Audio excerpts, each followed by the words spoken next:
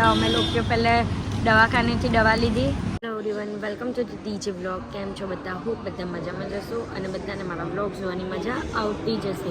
તો જો તમને મારા વ્લોગ જોવાના ગમે તો બધાને કહેજો અને નહીં ગમે તો ફક્ત મને જ કહેજો. So guys, good morning. આજે અમે લોકો સવારમાં આવી ગયા છે એક મિટિંગ માટે મેરિયોટ હોટલમાં. તો વેઇટિંગ કરીએ છીએ કારણ કે હજી બીજું કોઈ આવ્યું નથી. અમે લોકો પહેલાં પહોંચી ગયા છે અને હાર્દિક ક્યાં ન ઉતાવળ કરતા હતા. પણ જે ટાઈમ આપેલો તો એ ટાઈમ પર તો પહોંચવું જ પડે. પણ કાં છે અહીંયા કોઈ છે? કંઈ નહીં, હવે જો સારા લોકોને મળવાનું હોય તો વેઇટિંગ તો કરવો જ પડે. બરાબર છે. તો કંઈ નહીં, વેઇટિંગ કરીએ અને પછી જે મિટિંગ છે તેમાં તો તમને બતાવી નહીં શકીએ અમે કે કઈ મિટિંગ છે, કેના માટેની મિટિંગ છે.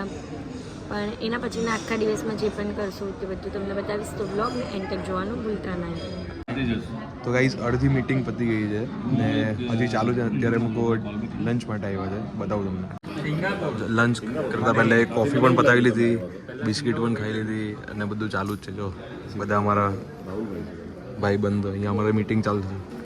ગાઈઝ, 5 સ્ટારની સર્વિસ કંઈ અલગ જ હોય. જો બધું અલગ અલગ આવે કરે. અને ગાઈઝ જો મેરિયટ છે, સુરતનું મેરિયટ છે અને આને તો પંચાયત ચાલ્યા જ કરે છે. જા તું કર્યા કર પંચાયત.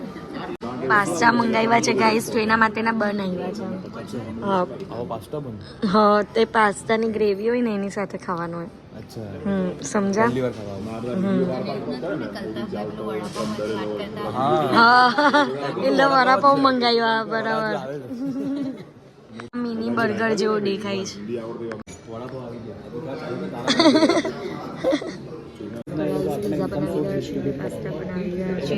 કઈ નહીં, કોઈક વાર હોય નહીં તો હું જોઉં ને તો બતાવું છું. ગાઈઝ, હાર્દિકને હું છે ને બ્રેડ કેવી રીતે ખાવાનું તે બતાવું છું. આ ખબર નહીં, અલગ પ્રકારનો બ્રેડ છે ગાઈઝ. જો અમારા નાના બચ્ચા છે. જો અલગ પ્રકારનો બ્રેડ ઉડાયું બટર જો લગાવતા નાની બચ્ચી છે હજી. અરે આ ખુલતું નથી. લને કેવા હતી એ. તો ગાઈઝ, ફાઇનલી ખુલી ગયું છે. ખુલતા નહીં આવડતું તો પછી હવે કેવી રીતે કરવાનું? હા, અચ્છા, આવી રીતે કરવાનું. પણ આ એને કાપવું પડે ને ઉપરથી. આવી રીતે હાર્દિકના માટે બનાવતો એને તો ચાલે. ના ભાઈ, મારે નહીં ખાવું ને કંઈ. ભાઈ બ્રેડ કટિંગ કર્યું છે. અરે ભાઈ, હાથ થઈ ગયો છે, ક્યારનો મૂકેલો હતો.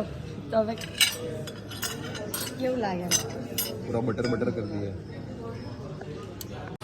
ગાઈસ, પેલો બહુ કડક થઈ ગયો તો આયરા બ્રેડ લીધેલો.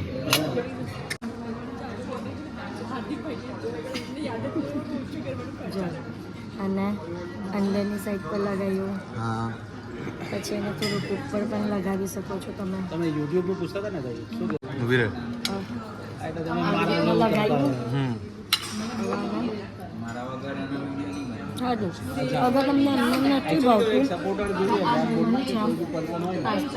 પછાડી બધું સંભાળી લે. એક પર્સન ક્રિએટિવ કર્યા કરે ને એક પર્સન છે ને પછાડી જાઓ તમે ટીમ વર્ક નહીં કરશો ત્યાં સુધી મહેનત નહીં થાય.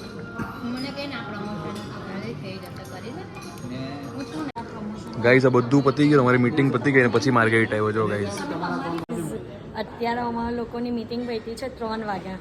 બતાવો ટાઈમ. 10:30 વાગ્યાના આવેલા, 3 વાગી ગયા. હા, ને અહીંયા બધા.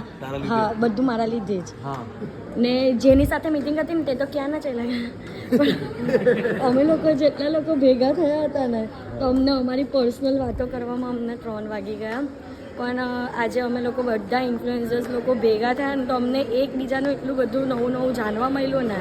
તમને કેવું લાગ્યું આમ મળીને? મજા આવી ગઈ. મજા આવી ને? ગિફ્ટ આપ્યું છે મસ્ત. ઓકે, બહુ મસ્ત ગિફ્ટ છે, પણ બોલીશ નહીં કયું ગિફ્ટ છે. બતાવજો ને પછી આપને બતાવશું કે શું ગિફ્ટ છે. અમીનાઝ ભાભી, તમને કેવું લાગ્યું આમ મળીને? મને આવો ને ફ્રેમમાં કેમ શરમાવો છો? બહુ દિવસ પછી મને તો કેવું લાગે. એ તો છે જ, એ તો છે જ. તમને લોકોને બધાને એટલી બધી વાતો કરી ને ટાઈમ કાં ચાલ્યો ગયો ખબર જ નહીં પડે.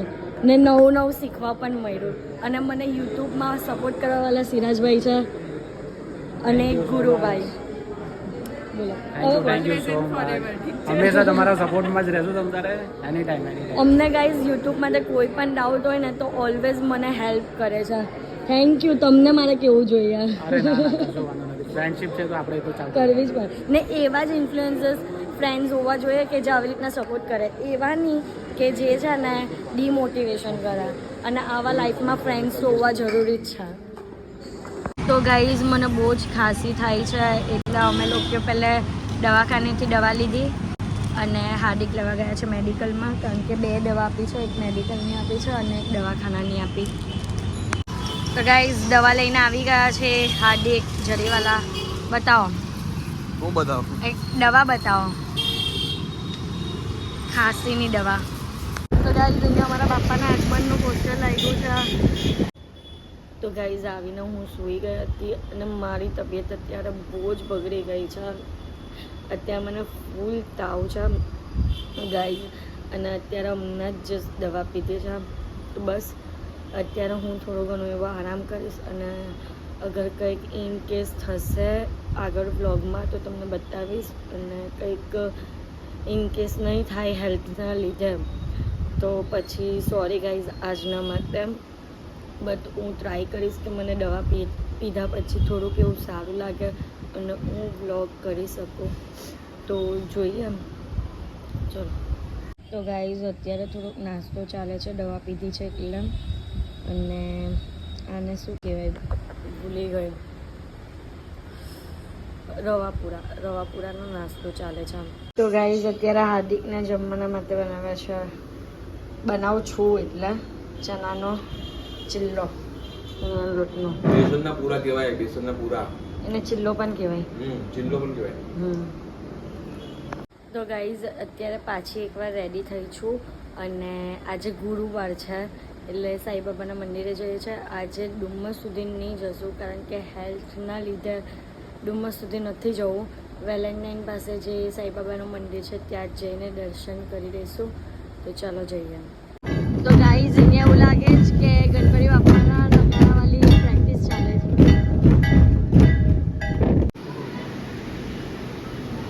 અહીંયા બિસ્કુટ પાઈ આવી ગઈ છે, ચા.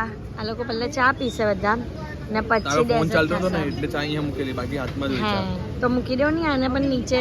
હું કામ પકડી મને રાખ્યું તને પ્રિન્સેસ ટ્રીટમેન્ટ આપું છું. ના કઈ નહીં મૂકી દો, જાતે ખાઈ લેવા. પ્રિન્સેસ ટ્રીટમેન્ટ આપીએ હતા ને તો અત્યારે એટલી હાલત આમ ખરાબ હતી ને તો જમવાનું નહીં બનાવડાતી. એના મેં તો સ્પેશિયલ પૂરા બનાવડાવ્યા. આ પણ નહીં જોવાય બોલો. ભૂખ આવી ગઈ બિચારી.